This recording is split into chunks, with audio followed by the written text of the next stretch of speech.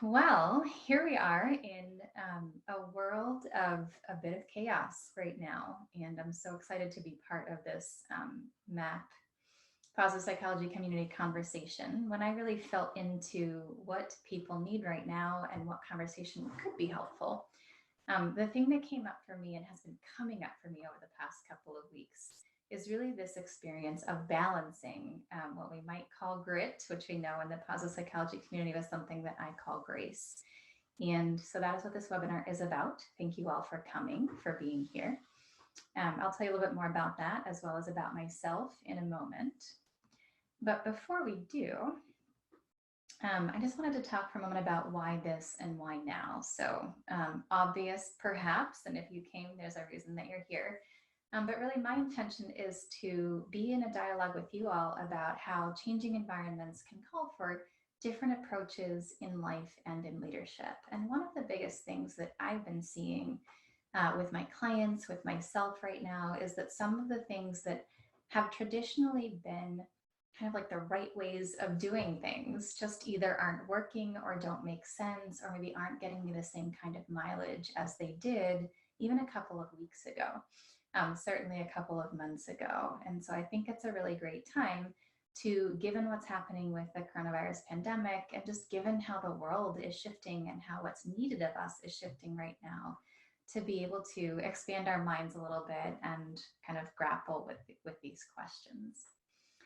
So you may be here for a number of reasons, and I encourage you, I invite you, if you have anything you want to share about why you're here, feel free to do that in the chat. I may or may not be excellent at tracking the chat the whole time, but if you have questions that come up through the presentation or something you want me to specifically speak about when we get to the end for Q&A, please feel free to put that in the chat and I'll be sure to go back and look at the end. But you may be here for a number of reasons. So you may be here because you're a person who identifies a lot with grit, and in some way your current strategy of powering through or being gritty when the going gets tough maybe isn't working right now, or it's working but not as well as it used to at this time. So that might be part of why you decided to come. You also could be here because you're a person who craves balance or really believes in balance, and it seems like it's needed to be able to balance grit and grace and all kinds of other things right now. And you're wondering, kind of know even more about how to do that, or kind of what is that about. You may have come because you like the word grace, but you're not totally sure what it means in practice or how to actually put that into action or operationalize that. You may be here because you personally experience a lot of grace, or you feel like you're pretty good at that, but you're not totally sure if it's like a reliable, count-onable, legitimate strategy for leadership or for life, and you're curious about this idea of balance. Or you might be here, because I know this tribe, because you just love positive psychology and you don't really care what the talk is about, but you wanted to come. So whatever the case is for you, welcome, welcome, welcome. Who am I to be having this conversation with you? So just in very brief, I'm a MAPP 10 graduate. I'm the CEO of an organization called Leading in Motion, which is a boutique consulting firm, and also a sister organization, Guts and Grace Leadership, which focuses on women's leadership in particular, training using embodiment and mindfulness techniques. I've got about 15 years of experience delivering long horizon executive coaching and team training. So I come to the conversation with a lot of looking around how do we get things done and get things done well inside of organizations. And much of the work I do today is delivering transformational coaching programs with diverse leaders and change makers, often focused on innovation and often focused on how do we think differently and be differently to create different results inside of companies. More interesting than that, though, and what I really wanted to share with you about my come from to this conversation is a bit about my story. And I always kind of laugh when I go to tell a story because we have so many parts of our lives, so many things we've been through. So of course, this is just one slice of what you might want to know about me, but there was a moment in my life, and it really was about 2004. I was in a PhD program for psychology, not positive psychology. Funny thing is, actually, I was at the University of Illinois, Urbana-Champaign, and our research lab, I was doing bicultural frame switching and priming work with some folks from Hong Kong who were stationed in Illinois at the time. But my a number of feet, maybe 3 doors down from our lab was Ed Diener's lab. And there were these crazy folks who were doing something called positive psychology, which I'd never heard of and I didn't really get. And I wasn't really even sure I was into it, actually, but they just looked like they were happy all the time and having fun. So I was kind of vaguely aware of positive psychology at this time. But I was doing work on East-West culture, Chinese-American bicultural frame switching. How do we actually incorporate our lived two cultures inside of ourselves? And I felt that it would be important at that time to actually go and spend some time in the culture myself. I had lived and worked in China for about a summer, but it didn't feel like enough to be well steeped in what I was doing. So I was, an excited, passionate person. I was like, I'm going to take a sabbatical from my graduate school and I'm going to go abroad. I took a job teaching English in China, but also doing kind of, informational interviews and gathering a lot of data about what it was actually like to be there, because I wanted to see what it was like for me to then go and be living in and kind of navigating these two cultures myself, like our subjects were experiencing. And, to make a long story pretty short, I was a very hardworking person, very driven, we might say very gritty. And I really, I got there and I worked my tail off. And I worked my tail off really so hard that at some point I hit a wall, massively burned out, and at some point had to actually go home. The bummer thing about that moment was that I had just received a job. So I decided that I was going to apply for another job while I was there. And it was a job to do executive coaching with a top exec at Bayer Pharmaceuticals who was doing work in both the US and in China. And really, they wanted me to work with him on his kind of bicultural or cross-cultural competencies. So it was like a dream job, dream opportunity. And it happened at this moment where I absolutely could not keep going because I had basically run myself into the ground. So sadly, at that moment, what I wanted to be able to do was to keep going, to keep pushing, to really, bring the grit that I'd been able to bring to my life up until that point, to just keep powering through and keep going. And unfortunately, I wasn't able to do that. And it really felt like I failed. It felt like a loss. It felt like giving up. It felt like surrender. It was terrible. And I had to give into what my body was telling me, which was, you just cannot do this anymore. What happened after that was that I spent probably about 6 to 9 months in recovery. And on the heels of that, I decided not to go back to school. Some of you who know me know this about me, so I didn't finish my PhD. But I did get an inkling that there was a possible opportunity on the West Coast. I moved to San Francisco and found really a much better job, a job that was much more suited to what I wanted to be doing, which was transformational leadership training and coaching using the psychology tools that I had brought into my life earlier on from my degree, but really working with people even more directly in a way that totally turned me on. So that was good. There was kind of an upside to this whole thing. And again, kind of long story short, in the context of doing that, funny enough, about 10 years later, I found my way back to positive psychology. Marty had just written the book Flourish, and it made a lot more sense to me. I was like, oh, wow, I think actually this thing is, something that I might be interested in. And I ended up coming back to school and doing MAPP in 2014, 2015. So you might say there was kind of a bright side to this story. And in some ways I would say I have probably come full circle in my career. Funny enough, I'm actually working on a leadership training program for Bayer Pharmaceuticals right now, which is like 15, 20 years later. So it worked out okay, I think, is the moral of the story.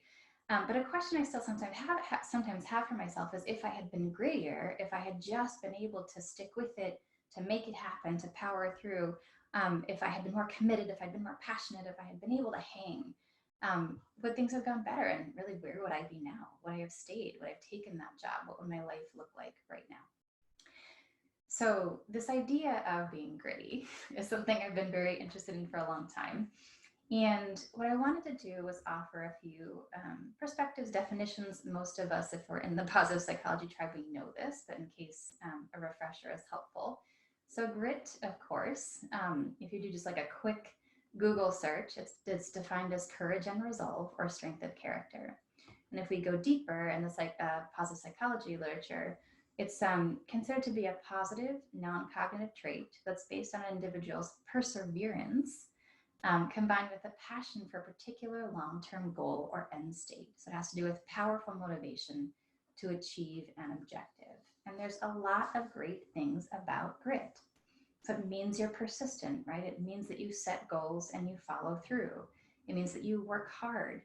And people get a lot of great results by being gritty. So when you look at the data, people are succeeding, they're achieving, they're able to pursue goals in a deeper way, and they're doing really well in school, they're doing well at work, all of these things.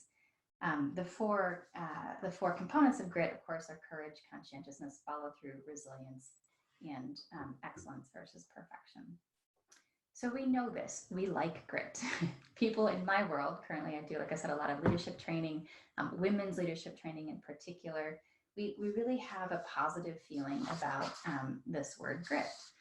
And if you look at, for example, again, in my world, a book like LeeAnn or some of the kind of industry trends around women's leadership, it's like, if we can do this, we can make this happen.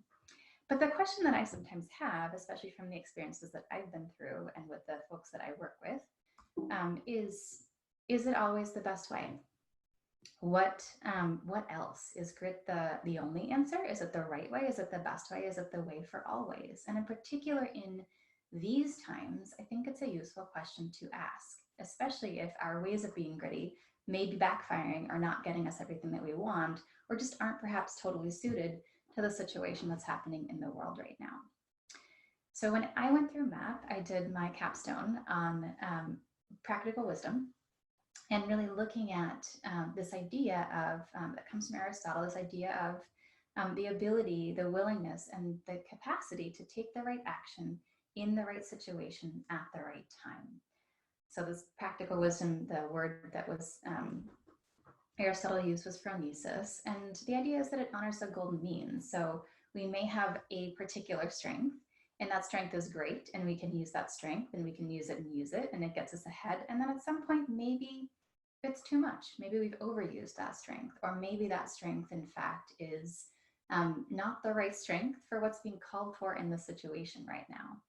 And I got really fascinated by this because much of the work that I do, that's the practical work of supporting leaders, does sort of reveal that people have these ways of being that get them ahead, and then at some point in their career, possibly it's not the right thing anymore, or maybe that same old trick isn't working all the time. What you see in the literature around practical wisdom is that people who have it have developed it often through deep practice in a certain domain, where they really learn to be able to assess what's happening in the situation, what's needed right now, in a subtle, nuanced, and often unconscious kind of way.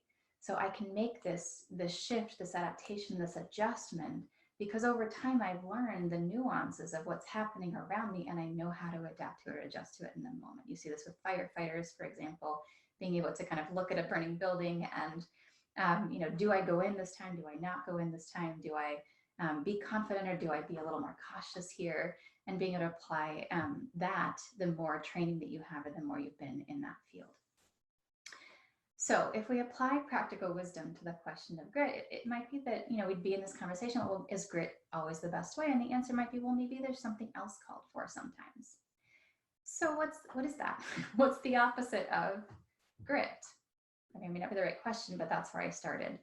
And interestingly, I don't know if you can see my whole screen based on where the little thing is here, but interestingly, when you look up on Google, if you Google antonyms of grit, or you look for what are the antonyms of grit, you get a lot of pretty unfortunate and not that appealing words. So you find things like spinelessness, or cowardice, or cowardliness, or cravenness, irresolution, irresoluteness, vacillation, weakness, indecisiveness, and timidity.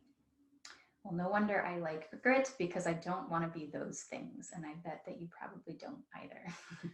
So really, I think in our culture today, and much of what I see in the kind of leadership world, is that we favor grit.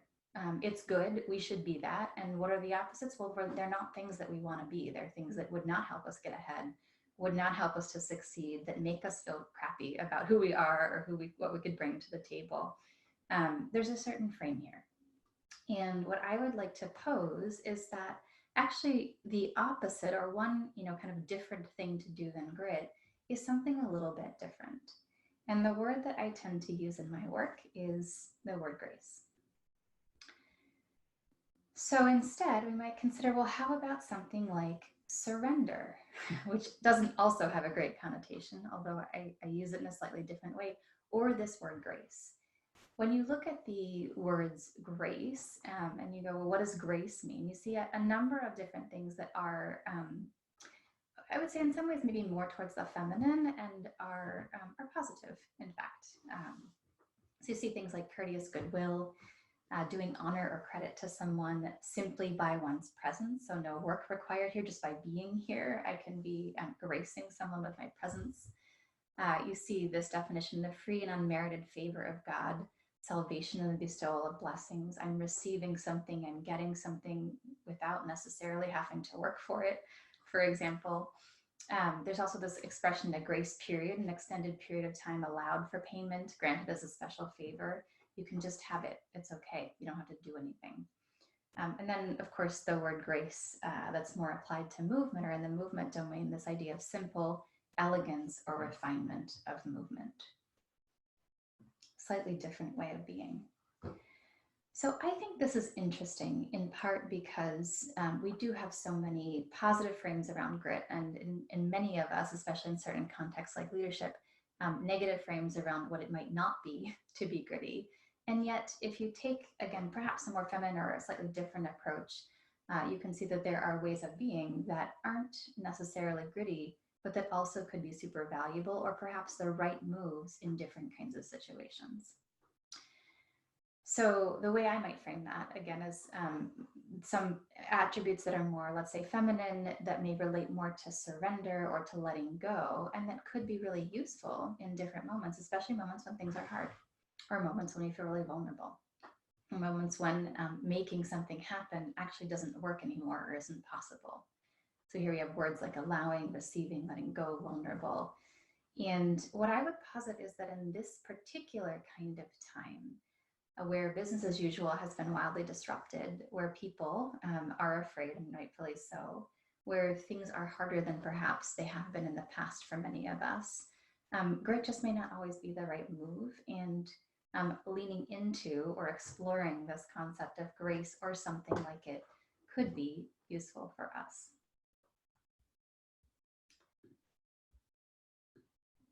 So in summary, it's not about if we should be gritty, but when, and if not, or it's not the right moment, then what else? And I wanted to share as part of this reflection. So had the pleasure of being a couple of days ago on a recent Zoom call, much like this, but it was really a call it was organized by the Eileen Fisher community and organized around women coming together and connecting during this crisis as a way to generate safety, as a way to kind of stay sane, as a way to get plugged into each other. This particular piece of work was, so I was invited to share some embodiment practices, which is a huge part of the work that I do. And we had 225 women from around the world gathered to come to connect, to share stories, and to be in mindfulness and embodied practice together. What we did with this group of people was that we taught 2 embodied practices from the book that I recently wrote called Guts and Grace. And one of those practices was really an embodied grit practice, if you will. I call it the lasso. And the other practice was going into the well, which is more of an embodied grace or surrender or letting go kind of practice. And what we found through our experience and the participants and their sharebacks was that neither of these was better, depended on kind of who the person was and what they were looking for, but both were needed. On the left-hand side, you can see a quote here from one of the women who came specifically around the embodied grace practice. She said, "You asked me to stay there longer with that sensation in my body, to let me feel rather than change it or push through it, and I burst into tears. I really needed a good cry, and thank you, thank you." So how do you practice grace in an embodied way or through your own presence and or in your life? I want to give you a couple of examples. First, just for your own research, let me give you a moment. If you'd like to do this, you can grab a pen and paper or just reflect for yourself for a moment and ask yourself this question. When have been, maybe in the last week, if we want to keep it really current, when have been the moments where you have felt that grit was really the right move or what was needed, and maybe you've been able to apply that or you haven't, but like, oh, this is a moment where I needed to be gritty. I did that or didn't do that, and that was the right move. So if you want, you can take just a moment, jot that down on a piece of paper.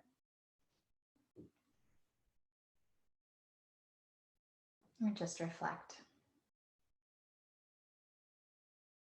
My guess is we all have a few, maybe more than a few at this time.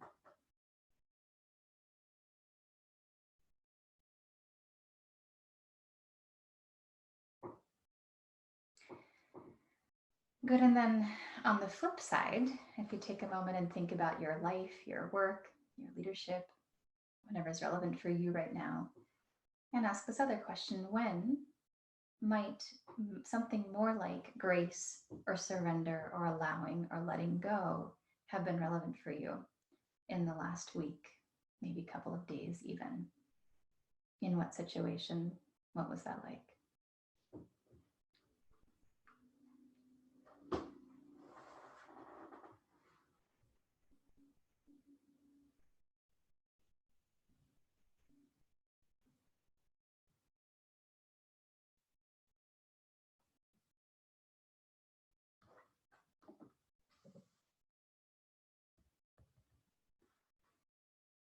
Great, and maybe you have a number of examples, maybe you don't, but just to give you something to ground on. And then for the sake of our time together here, I want to offer just a few moments to, in a very light touch way, experience this grace going into the well-embodied practice. So if you would like, if you don't want, you can just listen for a moment and then rejoin me in a moment when I give some more examples. But if you'd like, take a moment, close your eyes and feel your body.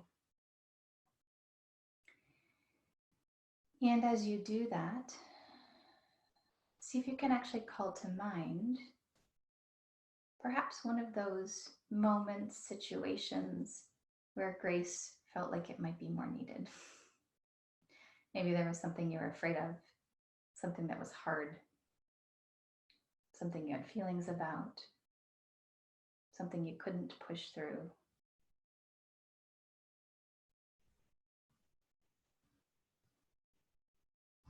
Yeah, there's no way to do this wrong, but it's just like bringing that into your awareness and then noticing how that affects your presence, your emotions, maybe the sensations in your body.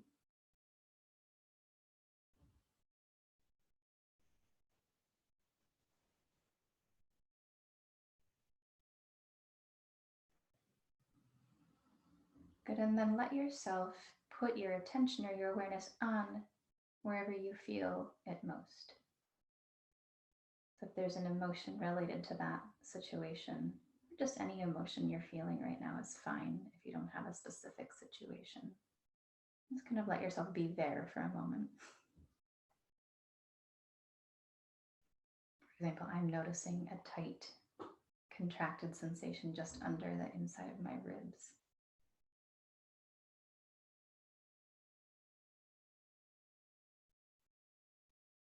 Good, and then being with it in a graceful way might be something simple like just letting it be, or even giving it more attention, staying there, not trying to change it, maybe allowing.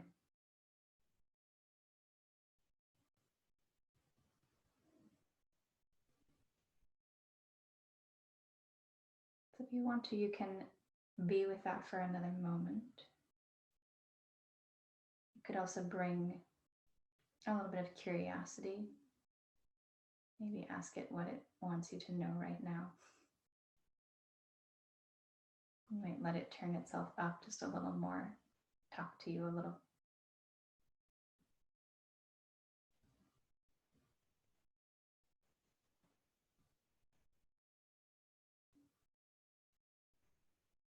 Let it have a little time.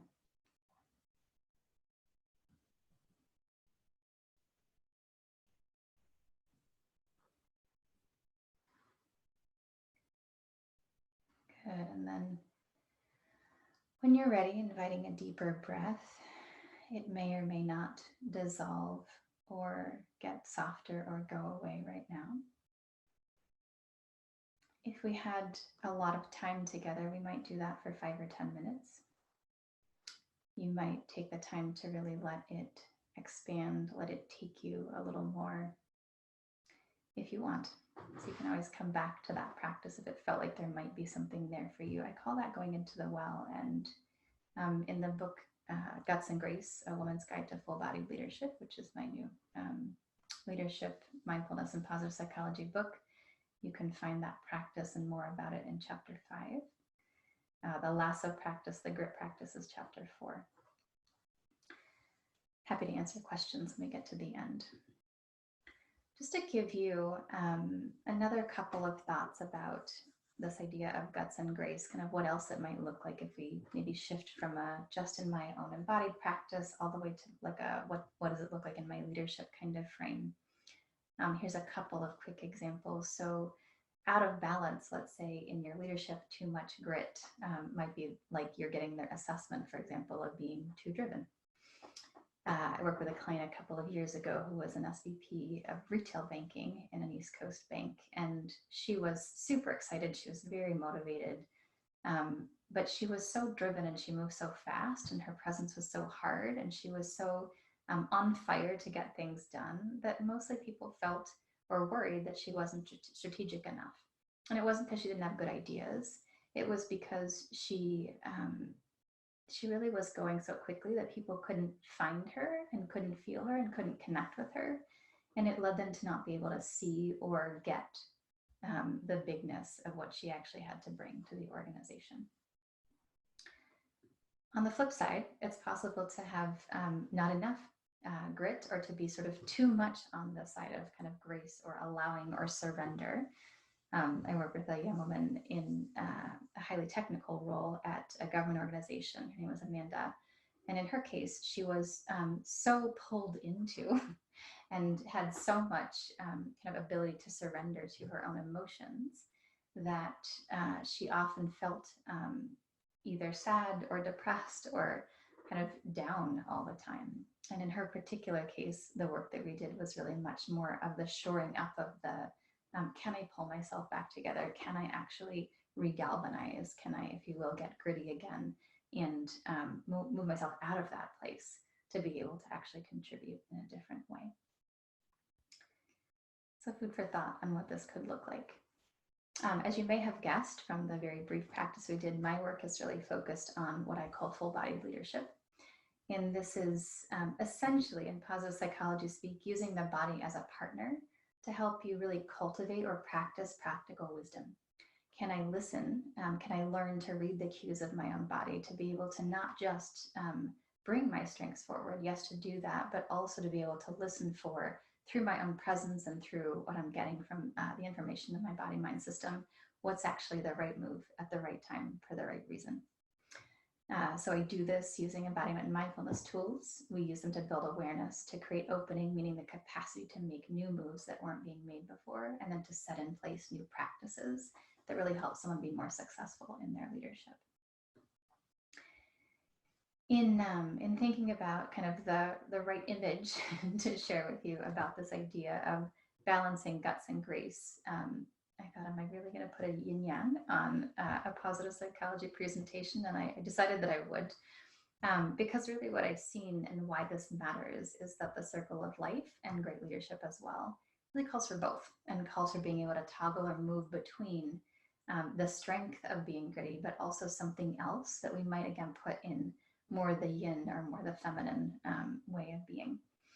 And again, for me at this particular time, being able to move in all of these ways, not just some of them, seems to really make a difference for how I'm able to do my life. I'm able to support clients, or from how my clients are able to run their businesses at this time.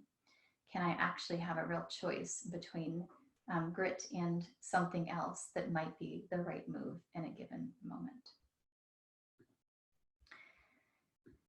So this really brings us to near the end. I want to offer that if you have any desire to keep in touch or would like to learn more about this work, how you could apply guts and grace in your leadership or your life, you're welcome to reach out to me. gutsandgrace.com or LeeAnn at gutsandgrace.com. And the book that I referred to a couple times is called Guts and Grace, A Woman's Guide to Full-Bodied Leadership, and you can find it easily on Amazon. I think it's also possibly on sale right now, given our current situation. And I'd love to keep in touch. I'm also happy to answer questions. The last thing that I want to share before that is really just to kind of circle back to the story that I told you earlier. In the moment when I left China, which was really this moment of both surrender and grace very strongly for me, I let go of a lot of things. I let go of my dog, who was my favorite companion at that time. I let go of hopes for an incredible career. I let go of my integrity in certain ways. I actually lied that I was sick.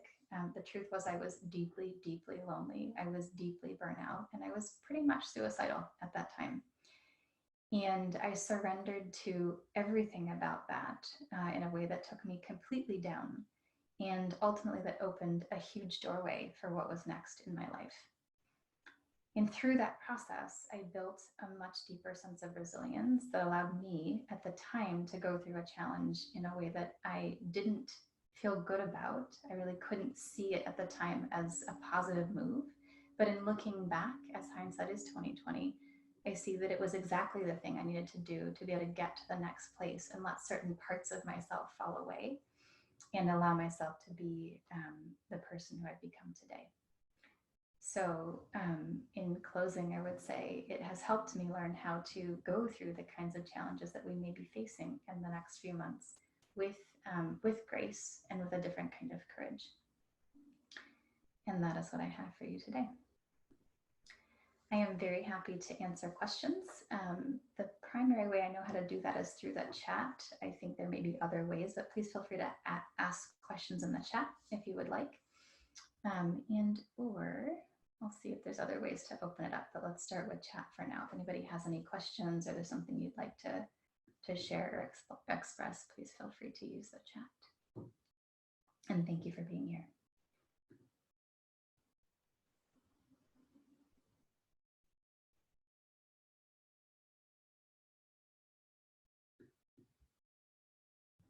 Thank you, everyone. I see a few thank yous coming through. Yeah, thank you. You're welcome.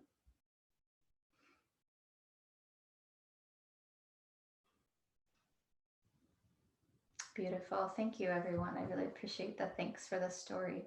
I'll say I haven't told that much in the positive psychology community, so it's great to have a chance to talk about that, and hopefully it benefits you to hear it. You are also welcome.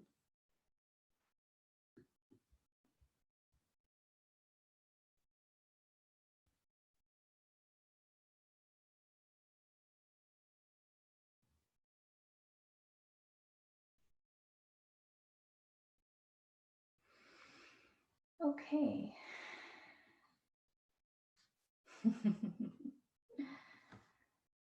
All right. Well, I don't see a lot of questions.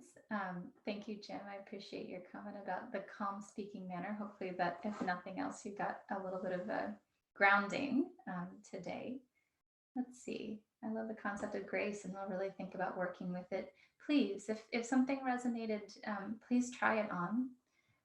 Something that I often say to my clients is that once you see something, it's hard to unsee it, especially these kinds of things.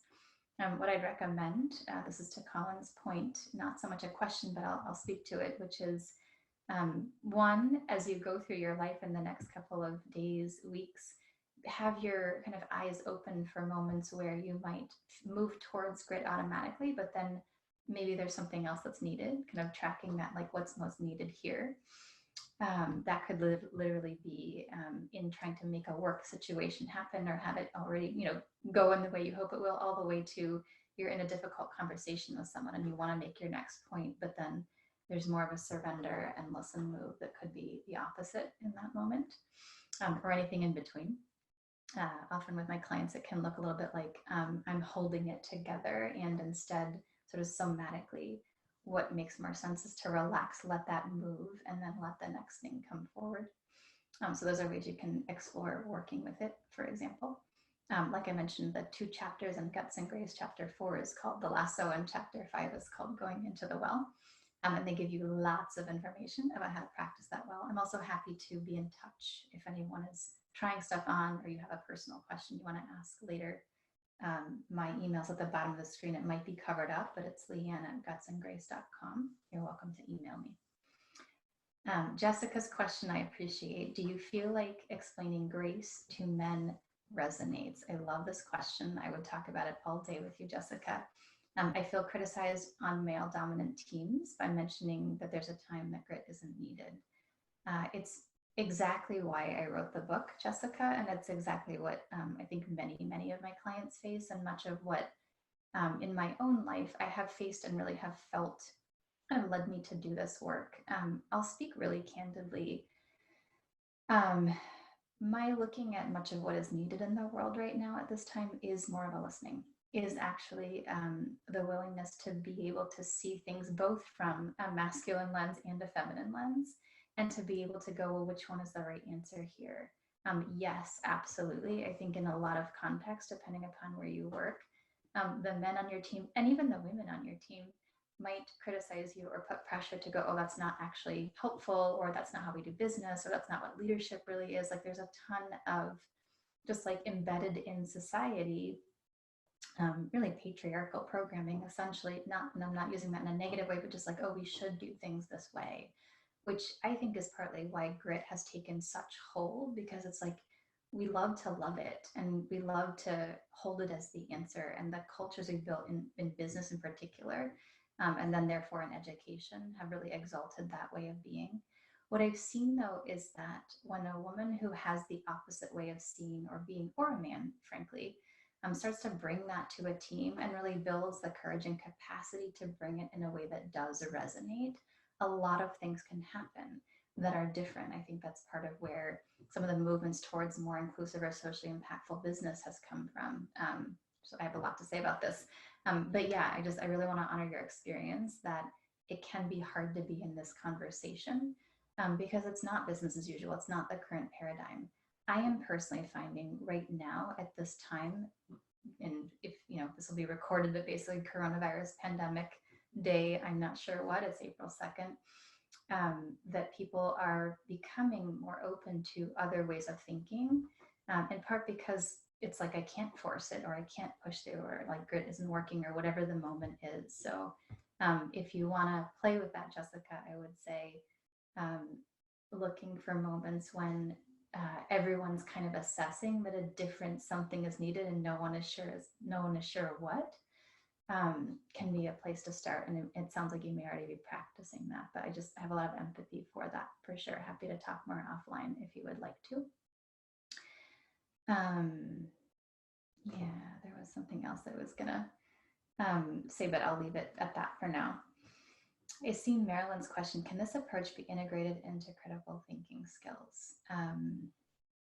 Boy, I think because you capitalized critical thinking skills, it looks like you might be referring to a particular model, and I'm not necessarily familiar with it. If it was lowercase, I would say, yes, I think it's very much a part of critical thinking skills, but maybe not as defined right now. Happy, Marilyn, to be in dialogue with you about that later if you want to email me. I think I'm just not familiar if it's a specific model or way of working that you're referring to, so I would want to not misspeak there. Susan says, you referred to grace as a feminine quality. How do you find men reacting when you consider this option? It's edgy, and I think it's, you know, I really blend, I work very practically. I also use scientific research and everything in between. And part of why I shared the yin yang is because I'm not so much holding that as like feminine female. I'm holding that more as like these energies of yin and yang, the energy of forward, you know, movement, push, force, do, versus like be, let go, surrender, this kind of thing. And I think if I use the word feminine, it's more in that way. That's kind of like a universal energy sort of way. Not everyone will agree with me on that. Some men will not like that, and a lot of women will also not like that. So that is a particular way of offering that may or may not resonate with all. And thanks for naming that. Is it possible to go overboard with grace, Cynthia? Yes. Let's see what she says. I have a hard time offering myself grace because there seems to be a feeling that it's a slippery slope to laziness and indulgence and lack of accountability and usefulness. This is such a loaded question. I absolutely love it. The answer is both. Yes, it's possible to go overboard. And in some ways, from what you wrote, Cynthia, we'd have to have a conversation. But my guess is you probably have more room than you allow yourself to be in grace. Often, I think there's two parts here to this, right? One is that because it's kind of like when I Google the opposite of grit and we get all of these really negative words, it's like there's a certain fear in society of what will be if we're not working hard. This comes from history. It comes from our cultural shaping. It's different depending upon, where we grew up and who our parents were and, who we are in society. But in general, I would say, especially in the US, there is a certain, like, if you're not working hard, then you're lazy, then all these other things. And so many of us have embodied a way of being that is overly attached or overly stuck with being something we might put in the bucket of grit all the time, or being, be in motion all the time, even. That being said, certainly there are people who I know, who I work with, clients of mine, friends of mine, who have more embodied something other than grit. And for those folks, I wouldn't say, more grace, turn up the volume. This is really why I think that the concept of practical wisdom is fascinating, because it's like, how much is the right amount given who you are, given the situation, given what's actually needed. And if you're a person for whom always working hard has always been your MO, and that is your comfort zone as well, then it's possible your compass of how much grace is okay is a little off, like you just won't trust it. So that's one place to look. But if more like you're a person who really doesn't ever exercise discipline, doesn't get things done, doesn't move things forward, isn't committed, then sure, you can be overboard in grace in that way. It's freaking complicated, which is why I really love this work. Kristen says, I applied to MAPP this year and I'm hoping to be accepted. The world needs positive psychology more than ever. Agree, and thank you. I hope you get in. It's an amazing program. Jessica says, is your book offered in audiobook? Boy, I wish. Not yet. It actually was just published on January 29th, and we don't have anything like that done. But if anyone has ideas about how to move it from where it is to audiobook, I'm open to advice. I do have some things that might be audio. Jessica, if you email me, I might have other things that I could share. At least I know I have some videos online and different things that you could listen to, although the audio book of Guts and Grace is not available yet. Okay, my friends. Anything else? I'll wait another moment for other questions. Thanks for giving me a chance to riff a little bit. I do love these questions and I love to speak about it. You may be gathering about me from being here that like I said, I both kind of straddle the scientific world as well as the very practical applied world and kind of the embodied world that's a little bit less thinky as well. I would say I like to be in the gray zones of things because in life, I kind of want things to be simple in just one way, but really often it's many ways at once, or there's many different answers to a question. And I'm personally finding that to be really helpful at this time. Hopefully you all are well. If anybody wants to share anything else in the chat, please feel free. Other questions or just something you're taking away or something you want to practice going forward from having been part of this conversation, you're welcome to share that as well. Okay, everyone, thank you so much for coming. I'm going to go ahead and end us here. If you'd like to say goodbye in the chat or just a quick maybe a one-word checkout of how you're feeling right now. I like to hear and see those kinds of things. Currently, I'm feeling energized. I'm feeling really grateful for this opportunity to be with you all. and excited about continuing perhaps the conversation with some of you. Amanda says present. Awesome. Super glad to hear that. Peaceful. Thanks for answering my questions. Hopeful. Beautiful.